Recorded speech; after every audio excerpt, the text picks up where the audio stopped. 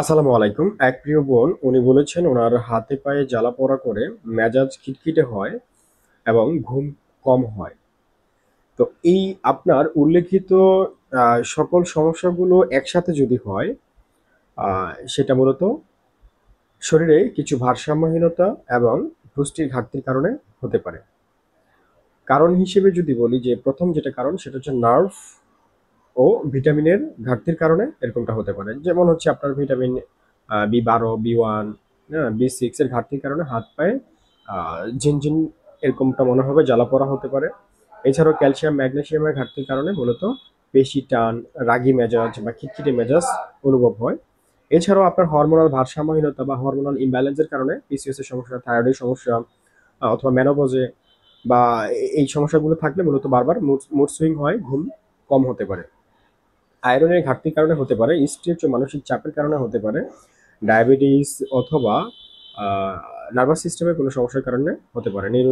Neuropathy মূলত এই এই ধরনের সমস্যাগুলো যদি ভোগেন সেক্ষেত্রে আপনার এরকমটা হতে পারে। তো এই অবস্থায় আপনার যদি আমি পরামর্শের কথা বলি, ফার্স্ট অফ অল অবশ্যই আপনার ব্লাড টেস্ট কিছু করা প্রয়োজন। আপনি সিবিসিটা করে নেন এবং ডায়াবেটিসটা চেক করুন, ভিটামিন B12টা চেক করুন, ক্যালসিয়াম, থাইরয়েড চেক করুন। খাদ্যাভ্যাসের ভিতরে অবশ্যই পরিবর্তন আনতে হবে। দুধ, ডিম, মাছ, যেকোনো প্রকার বাদাম, কাজু বাদাম, পেস্তা বাদাম, কাঠবাদাম, চিনাবাদাম, আখরোট, দেশি কলা, ঘি, মধু, খেজুর এই জাতীয় খাবারগুলো বেশি, বেশি খাওয়ার চেষ্টা করেন। শাকসবজি হালকা সিদ্ধ করে খাবেন এবং সাদা চিনি জাতীয় খাবারগুলো, ভাজা পোড়া বা প্রসেসড ফুড, বাইরে তৈরিকৃত সকল খাবারগুলো বন্ধ করে দিন এবং চিকিৎসকের পরামর্শ অনুসারে সাপ্লিমেন্ট নেয়ার চেষ্টা করুন। দেখবেন ধীরে, ধীরে ইনশাআল্লাহ ঠিক হয়ে যাবে।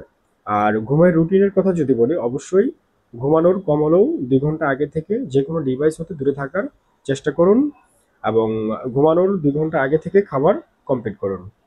ঘুমানোর আগ দিয়ে প্রয়োজনে ০.৫ ঘন্টা মেডিটেশন করুন বা ব্রিথিং এক্সারসাইজ করুন বা যেকোনো ব্যায়াম আপনার কাছে যেটা ভালো লাগে এই ধরনের ব্যায়ামগুলো করুন।